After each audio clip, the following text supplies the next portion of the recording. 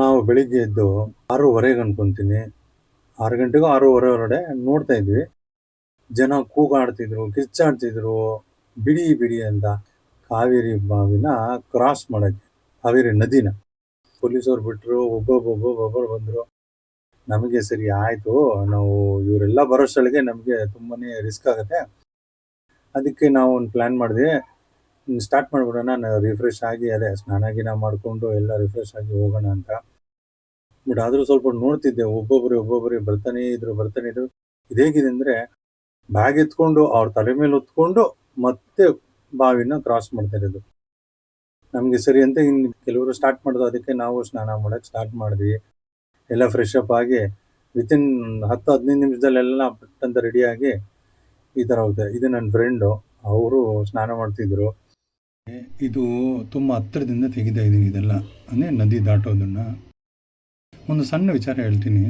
ನಿನ್ನೆ ನೈಟು ಅಂದರೆ ನಾವು ಇಲ್ಲೇ ಇದ್ವಲ್ಲ, ಮಲಗಿದ್ವಿ. ಕೆಲವ್ರ ಹತ್ರ ಮಾತಾಡಿದೆ. ಅವ್ರೇನಂದರು, ಕೇಳಿದ್ದು ಒಂದೇ ಪ್ರಶ್ನೆ, ಇವಾಗ ನೀವು ಇಷ್ಟೆಲ್ಲ ಊಟ ರೆಡಿ ಮಾಡ್ಕೊಡ್ತಿದ್ದೀವಿ ಅಂದರೆ ಇದು ನಮಗೆ ಪ್ರಸಾದ ಥರನೇ. ಇಷ್ಟೆಲ್ಲ ಪ್ರಸಾದ ದೇವ್ರ ಹೆಸರಲ್ಲಿ ನೀವು ನಮಗೆ ಹಂಚ್ತಾ ಇದ್ದೀರಾ ಎಲ್ರಿಗೂ, ಅದು ಫ್ರೀಯಾಗೆ. ಎಲ್ಲಿಂದ ಬಂದಿದ್ದೀರಾ, ಯಾವ ಕಡೆಯಿಂದ ಬಂದಿದ್ದೀರಾ, ಇದು ನಿಮ್ಮವರ ಬೇರೆಯವರ ಅಂತ ಕೇಳಿದರೆ ನೀವು ಊಟ ಹಂಚ್ತಾ ಇದ್ದೀರಾ. ಇದು ಯಾಕೆ ಮಾಡ್ತಾ ಇದ್ದೀರಾ ಅಂತ ಕೇಳಿದೆ. ನಾವು ದೇವ್ರ ಹೆಸರಲ್ಲಿ ಮಾಡ್ತಾ ಇದ್ದೀವಿ ಎಂದರು. ಆಯ್ತಪ್ಪ, ದೇವ್ರ ಹೆಸರಲ್ಲೇ ಮಾಡ್ತಾ ಇದ್ದೀರಾ, ನಮ್ಮ ಮಾದಪ್ಪನ ಹೆಸರಲ್ಲೇ ಮಾಡ್ತಾ ಇದ್ದೀರಾ. ಬಟ್ ಇಲ್ಲಿ ದೇವ್ರಿಲ್ವಲ್ಲ, ದೇವರಿರೋ ದೇವಸ್ಥಾನದಲ್ಲಿ ಹಂಚಿದ್ರೆ ಅದು ದೇವ್ರ ಪ್ರಸಾದ ಆಗುತ್ತೆ. ದೇವ್ರಿಲ್ವಲ್ಲ ಇಲ್ಲಿ ಹಂಚಿದ್ರೆ ಏನು ಪ್ರಸಾದ ಆಗುತ್ತೆ. ಅದಕ್ಕೆ ಅವ್ರು ಒಂದೇ ಒಂದು ಮಾತಂದರು, ಸರ್ ಇದು ನಂಬಿಕೆ ಸರ್, ನಮ್ಮ ದೇವ್ರು ಇಲ್ಲೇ ಇದ್ದಾರೆ, ನಮ್ಮ ಮಾದಪ್ಪ ಇಲ್ಲೇ, ನಾವು ನಂಬಿಬಿಟ್ಟು ಎಲ್ಲರಿಗೂ ಪ್ರಸಾದ ಹಂಚ್ತಾ ಇದ್ದೀವಿ. ನೋಡಿದ್ರ ಒಂದು ಸಣ್ಣ ನಂಬಿಕೆಯಿಂದ ಹೆಂಗೆ ಓಡುತ್ತೆ, ಜನ ಹೆಂಗೆ ಮುಂದೆ ಬರ್ತಾರಂತ. ಮತ್ತೇನಂದ್ರು, ನಾವು ಊರಿಂದ ಆಚೆ ಬಂದು 3-4 ದಿನ ಇಲ್ಲೇ ಇದ್ದು ಊಟ ರೆಡಿ ಮಾಡಿ ಎಲ್ಲರಿಗೂ ಹಂಚ್ಬಿಟ್ಟು ಇದಾದ್ಮೇಲೆ ಹೋಗ್ಬಿಡ್ತೀವಿ. ಯಾಕಂದ್ರೆ ಅವ್ರು ಬಿಡಲ್ಲ ಅಂತ ಹೋಗ್ಬಿಡ್ತೀವಿ, ಇಲ್ಲಾಂದರೆ ಇಲ್ಲೇ ಇರ್ತೀವಿ ಸರ್. 3 ದಿನ ಅಂತ ಇರೋದು.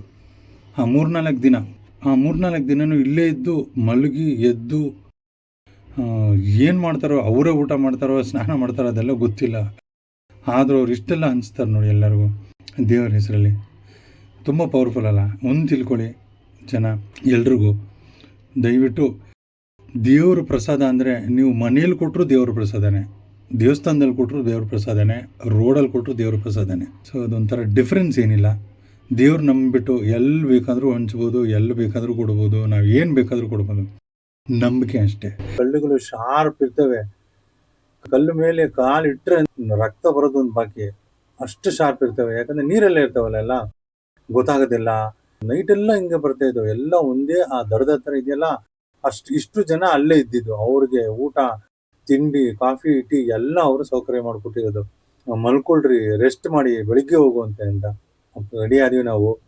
ಸರಿ ಆಯ್ತು, ನಡ್ಕೊಂಡು ಹೋಗೋಣ ಅಂತ. ಕೆಲವ್ರು ನೋಡಿ ಅದ ನೀರಲ್ಲಿ ಬಂದು ಹಂಗೆ ನಡ್ಕೊಂಡು ಹೋಗೋಕೆ ಸ್ಟಾರ್ಟ್ ಮಾಡ್ಬಿಟ್ರು. ಬಸ್ ಚೇಂಜ್ ಇಲ್ಲ ಏನಿಲ್ಲ, ಹಂಗೆ ನಡ್ಕೊಂಡು ಹೋಗೋಣ ಬಾ ಅಂತ. ಈ ಕಾವೇರಿ ನದಿ ದಾಟುವಾಗ ನಮ್ಮ ಕರ್ನಾಟಕ ಗವರ್ಮೆಂಟ್ ಇಂದ forest department, local police department, NDRF national disaster response force ಮತ್ತೆ ಕೆಲವೊಂದು NGOs ನ ಅಪಾಯಿಂಟ್ ಮಾಡಿದಾರೆ. ಏನಕ್ಕಂದ್ರೆ ಇಲ್ಲಿ ಏನಾದ್ರೂ ಡೇಂಜರ್ ಅದೇ ಸ್ಲಿಪ್ ಆಗಂತದ್ದು ಗೊತ್ತಲ್ಲ, ಪ್ರಾಣಕ್ಕೆ ಏನಾದ್ರು ಅಪಾಯ ಆದ್ರೆ ಅವ್ರನ್ನ ಕಾಪಾಡಕ್ಕಂತ. ಹಂಗಾಗಿ ಆ ದಡದಿಂದ ಈ ದಡವರೆಗೂ 4 ಹಗ್ಗ ಕಟ್ಟಿರ್ತಾರೆ. ಫಸ್ಟ್ ಬೆಟ್ಟ ಕ್ರಾಸ್ ಆದ್ವಿ, ಮೇಲಿಂದ ಕಾವೇರಿ ತಾಯಿನ ನೋಡ್ತಾ ಇದ್ವಿ. ಅಪ್ಪ ಎಷ್ಟು ದೊಡ್ಡದಾಗಿದೆ. ಆದ್ರೆ ಕಮ್ಮಿ ನೀರಂತೆ ಇದೆಲ್ಲ, ಇನ್ನು ಬಿಟ್ಟಿರೋದು ಕಮ್ಮಿ ನೀರಂತೆ. ಯಾಕಂದ್ರೆ ಈ 3 ದಿನ ಬಿಡೋದು ಅಷ್ಟು ಮಾತ್ರ ಅಂತೆ. ಆದ್ರೂ ನೋಡಿದ್ವಿ, ಸರಿ ಸಂತೋಷ, ಹೋಗೋಣ ಅಂತ ಮುಂದೆ ಹೋಗ್ತಾ ಇದ್ವಿ. ಫಸ್ಟ್ ಬೆಟ್ಟ ಆಯ್ತು, 2ನೇ ಬೆಟ್ಟಕ್ಕೆ ಹತ್ಕೊಂಡು ಹೋಗ್ತಾ ಇದ್ವಿ. ನಮ್ಗೆ ಸುಸ್ತಾಗ್ಬಿಟ್ಟಿದ್ದು. ನನ್ನ ಫ್ರೆಂಡ್ ನೋಡಿ, ಅಪ್ಪ ಇಲ್ಲಿಗೆ ಸುಸ್ತಾಗ್ಬಿಟ್ಟಿದೆ ಅನ್ಕೋದೆ. ನನಗೇನ್ ಅನ್ಸುತ್ತೆ ಪರ್ಸನಲ್ ಆಗಿ, ಎಲ್ರು ಅಷ್ಟೇ ವರ್ಷಕ್ಕೆ ಒಂದ್ಸತಿ ಆದ್ರೂ ಈ ಪಾದಯಾತ್ರೆಯಲ್ಲಿ ಬಂದು ದೇವ್ರ ದರ್ಶನ ಮಾಡ್ಕೊಂಡು ಹೋಗೋದು ಒಳ್ಳೇದು. ಯಾಕಂದ್ರೆ ನಮ್ಮ ಸಿಟಿಯಲ್ಲೇ ನೋಡಿದ್ರೆ ಅನ್ವಾಂಟೆಡ್ ಆಡ್ಸ್, ಪ್ರಮೋಷನ್ಸ್ ಎಲ್ಲ ಕಡೆ ಇರೋದು. ಏನಂದ್ರೆ lose weight without any medical treatment. ಏನು ಎಫರ್ಟ್ ಇಲ್ದರೆ ಲೂಸ್ ಮಾಡಬಹುದು, ನಿಮ್ ಸ್ಟಾಮಿನಾ ಬೆಳೆಸ್ಕೋಬಹುದು ಅಂತಾರೆ. ಬಟ್ ಸ್ಟಾಮಿನಾ ಬೆಳೆಸ್ಬೇಕಂದ್ರೆ ಈ ಪಾದಯಾತ್ರ ಮಸ್ಟ್ ಅಂಡ್ ಶುಡ್.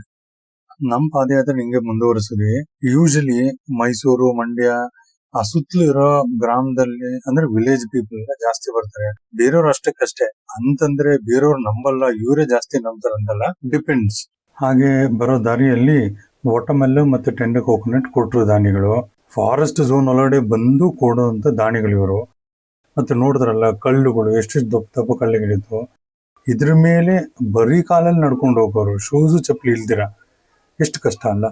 ಈಗ ನಾವು ಜೋಡಿ ಬಾವಿ ಹತ್ರ ಬಂದಿದ್ದೀವಿ. ಈ ಜೋಡಿ ಬಾವಿ ಬಗ್ಗೆ ಹೇಳ್ಬೇಕಂದ್ರೆ ಒಂದು ದೊಡ್ಡ ಕಥೆನೇ ಇದೆ ಅಂತೆ. ಎಲ್ಲ ಇನ್ಫಾರ್ಮೇಶನ್ ತಗೊಂಡು ಇದು ಯಾವಾಗಾದ್ರೂ ಒಂದು ವಿಡಿಯೋಲ್ಲಿ ಮಾಡ್ತೀನಿ. ಈಗ ನೋಡ್ತಿರೋದು ಜೋಡಿ ಬಾವಿನ ಕ್ರಾಸ್ ಆದ್ಮೇಲೆ ನಮ್ಗೆ ರಿಫ್ರೆಶ್ಮೆಂಟ್ ಡ್ರಿಂಕ್ ಕೊಡ್ತಾರೆ, ಅಂದ್ರೆ ಮಜ್ಜಿಗೆನ.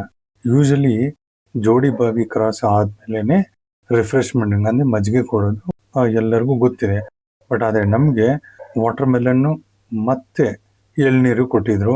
ಹಂಗಾಗಿ ನಮ್ಗೆ ಅಷ್ಟು ಸುಸ್ತಾಗಿಲ್ಲ ಅಥವಾ ನಮ್ಗೆ ಬಾಯಾರಿಕೆ ಆಗಿಲ್ಲ. ಈಗ ನಾವು ಆಲ್ಮೋಸ್ಟ್ ಫಾರೆಸ್ಟ್ ಝೋನ್ ಕ್ರಾಸ್ ಆಗ್ತಾ ಬರ್ತಿದ್ವಿ, ಅಂದ್ರೆ ಮೇನ್ ರೋಡ್ ಬಂದಿದ್ವಿ. ಈ ಮೇನ್ ರೋಡ್ 1-2 ಕಿಲೋಮೀಟರ್ ಒಳಗಡೆ ಫಾರೆಸ್ಟ್ ಝೋನ್ ಕ್ರಾಸ್ ಆಗ್ಬಿಡ್ತೀವಿ. ಇಲ್ಲಿ ರೈಟ್ ಸೈಡ್ ಅಲ್ಲಿ ನಿಮ್ಗೆ ಇದು ಫಾರೆಸ್ಟ್ ಡಿಪಾರ್ಟ್ಮೆಂಟ್ ಆಫೀಸ್, ಇನ್ನು ಕನ್ಸ್ಟ್ರಕ್ಷನ್ ನಡೀತಾ ಇದೆ. ಸೊ ಈಗ ನಾವು ನೋಡ್ತಾ ಇರೋದು ಫಾರೆಸ್ಟ್ ಝೋನ್ ಕ್ರಾಸ್ ಆಗ್ತಾ ಇದೀವಿ. ಸೊ ಆಲ್ಮೋಸ್ಟ್ ನಾವು 8-10 ಕಿಲೋಮೀಟರ್ ನಡ್ಕೊಂಡ್ ಬಂದಿದೀವಿ ಇಲ್ಲಿವರೆಗೂ. ಫಾರೆಸ್ಟ್ ಝೋನ್ ಕ್ರಾಸ್ ಆಗಿದ ತಕ್ಷಣ ನೀರು ಅದು ಇದೆಲ್ಲ ಕೊಡ್ತಾ ಇದ್ರು. ಬಟ್ ಇನ್ ಸ್ವಲ್ಪ ಮುಂದೆ ಬಂದಿದ ತಕ್ಷಣ ಕಾಲು ಕೈ ತೊಳಿಯಕ್ಕೆ ನೀರು, ಊಟ ಮಾಡಕ್ಕೆ ಬಿಸಿ ಬಿಸಿ ಪಲಾವು, ಮೊಸರು ಬಜ್ಜಿ, ಮತ್ತೆ ಕುತ್ಕೊಂಡೋಗಿ ಚೇರ್ಗಳು, ಮಲ್ಕೊಳಕ್ಕೂ ಸ್ವಲ್ಪ, ಯಾಕಂದ್ರೆ ಇಷ್ಟು ದೂರ ನಡ್ಕೊಂಡ್ ಬಂದಿರ್ತಾರಲ್ಲ, ಸ್ವಲ್ಪ ಹೊತ್ತು ರೆಸ್ಟ್ ತಗೊಂಡು ಹೋಗೋಕೆ ಅರೇಂಜ್ಮೆಂಟ್ಸ್ ಎಲ್ಲನೂ ಮಾಡಿದ್ರು. ನಾವೇನ್ ಮಾಡಿದ್ವಿ, ನಾನೊಬ್ಬ ಚೆನ್ನಾಗಿ ತಿಂದ್ಬಿಟ್ಟು ಮುಂದೆ ಹೋಗೋಣ, ಸ್ವಲ್ಪ ಎನರ್ಜಿ ತಗೊಂಡ್ ಮುಂದೆ ಹೋಗೋಣ ಅಂತ ಸ್ವಲ್ಪ ತಿಂದೆ. ನನ್ನ ಫ್ರೆಂಡ್ ತಿಂದಿಲ್ಲ. ಇದಾದ್ಮೇಲೆ ನಾನು ಸ್ವಲ್ಪ ಹೇಳ್ತೀನಿ ಯಾಕೆ ನನ್ನ ಫ್ರೆಂಡ್ ತಿಂದಿಲ್ಲ ಅಂತ. ಇನ್ನೇನು 1 ಕಿಲೋಮೀಟರ್ ಇದೆ ಶಾಗ್ಯಗೆ ರೀಚ್ ಆಗಕ್ಕೆ. ನಾವು ಶಾಗ್ಯ ವಿಲೇಜ್ ಪಂಚಾಯತ್ ಆಫೀಸ್ ಅಲ್ಲಿ ಬಂದಿದ್ದೀವಿ. ಅದ್ರ ಮುಂದೆನು ಮಜ್ಜಿಗೆಯನ್ನು ಕೊಡ್ತಾ ಇರೋದು ಕಾಣಿಸ್ತಿದೆ.